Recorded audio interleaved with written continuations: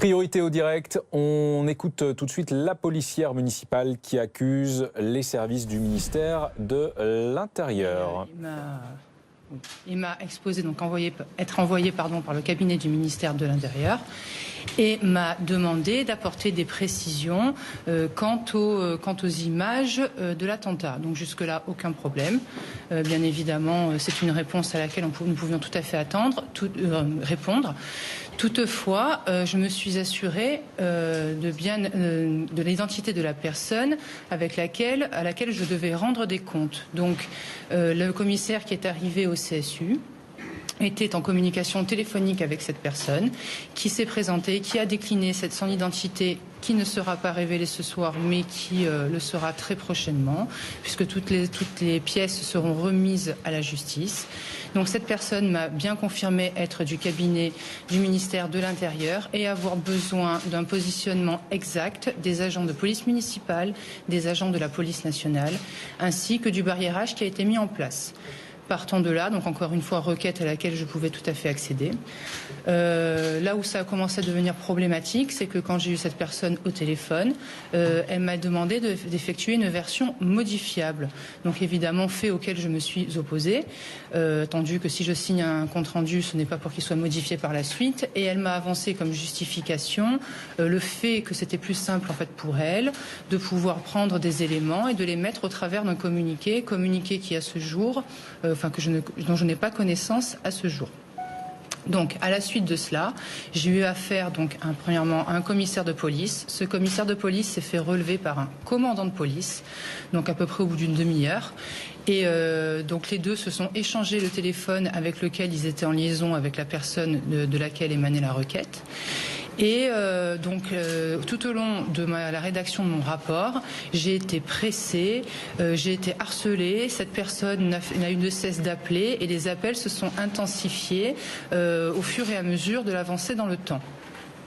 Lorsque j'ai terminé mon rapport, puisque je n'avais de cesse d'avoir des requêtes quant au fait qu'il fallait impérativement que la version soit modifiable, j'ai effectué 2 versions, une modifiable, une non modifiable en PDF. Les 2 ont été signées et les 2 ont été envoyées via le même mail. À l'issue de la réception de ce mail, donc la personne qui était en ligne a rappelé donc la personne présente, la personne qui avait été envoyée. Donc à ce moment-là, c'était le commandant de police, en lui demandant de me faire modifier certains éléments. Et celle-ci voulait absolument que je fasse apparaître dans mon rapport des positionnements précis quant aux forces de police d'État. Alors comme je l'ai dit dans la première interview, ce n'est pas que les policiers n'y étaient pas. C'est le fait que je ne les voyais pas. Et je ne peux pas faire un rapport de vidéo en mentionnant des faits que je ne vois pas. Enfin, cela me semble être le b.a.-ba. On a des caméras, on relate ce qu'on y voit, tout simplement. On ne peut pas inventer. Cette personne voulait vous faire dire que les policiers municipaux étaient positionnés dans quel endroit? Non, elle voulait me faire dire que les policiers nationaux étaient positionnés à certains endroits. Quel endroit? Gambetta?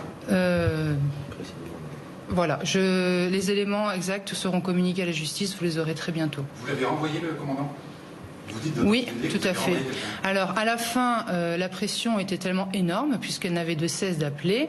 Ce commandant-là ne cessait de me dire qu'il fallait modifier, à tel point qu'au bout d'un moment, il s'est énervé en disant qu'il réquisitionnait et que nous devions faire selon ses attentes.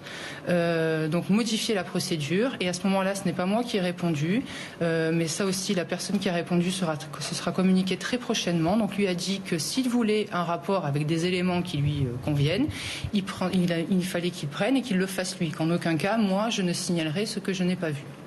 Donc, à la suite de cela, les coups de fil étant incessants, j'ai éteint mon ordinateur, j'ai demandé à la personne de bien vouloir sortir du bureau que j'ai fermé, et j'ai été jusqu'à l'ascenseur, j'ai appuyé et j'ai fermé la porte, et la personne, donc effectivement, elle a été renvoyée du CSU. Est-ce qu'il y a des témoins de cette scène, des gens qui vous ont soutenu? Oui, bien sûr. Quelle personne? Alors, ces entités-là vont être communiquées demain à la justice. Plusieurs personnes? Plusieurs personnes, tout à fait. Qui ont assisté à la scène, qui ont écouté, qui ont vu et qui ont pris ma défense. Bernard Cazeneuve, face à cette polémique, parle de nausée. Est-ce que ça vous donne aussi la nausée, monsieur, ce type de... Alors, nausée, c'est un très beau mot. J'ai envie de vous dire, aujourd'hui, on est face à une attaque terroriste et on a 84 victimes. On a 80, enfin victimes, c'est même pas le mot. On a 84 personnes décédées et des centaines de victimes. La nausée, c'est qu'aujourd'hui, voilà, le seul coupable, c'est le terroriste et qu'il va peut-être falloir arrêter de faire porter le chapeau à telle ou telle force de police. La police est constituée d'agents professionnels. Je veux dire, ce soir-là, la police municipale a alerté, la police nationale a abattu le terroriste, la police municipale a travaillé en totale collaboration, a sécurisé l'arrière du camion, a fait tout ce qui était en leur pouvoir. Ils ont sauvé des centaines de vies et je ne laisserai jamais dire que ce sont à cause de mes agents que ceci est arrivé, parce que ceci est arrivé à cause du seul terroriste. Alors, Bernard Cazeneuve réfute ce que vous déclarez, porte plainte contre vous et demande que vous donniez le nom de la personne de son cabinet. Oui. Qu'est-ce que vous répondez à ça? Je réponds que c'est son... Vous voulez répondre? Vous voulez que je réponde sur ce point? Sur cette question-là, effectivement, nous avons pris note des propos tenus par Monsieur le ministre de l'Intérieur, qu'il soit rassuré.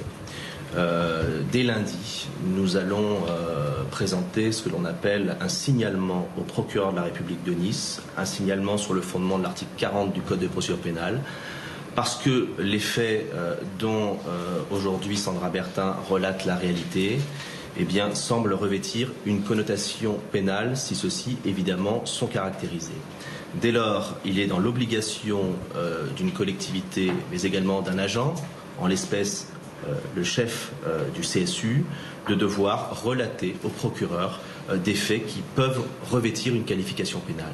Donc tous ces éléments-là seront communiqués au procureur de la République, indépendamment de la question relative à une éventuelle enquête de l'inspection générale de la police nationale, au profit de laquelle nous communiquerons tous les éléments également, et indépendamment de cette plainte vraisemblablement déposée aujourd'hui en diffamation, sur laquelle nous sommes particulièrement sereins et pour laquelle nous sommes assez attentifs à l'articulation qui sera développée quant à savoir sur quel fondement on pourra accuser Madame Sandra Bertin d'avoir porté atteinte à l'honneur et à la considération du ministre de l'Intérieur, alors que celle-ci ne s'est bornée qu'à relater ce qu'elle a vécu.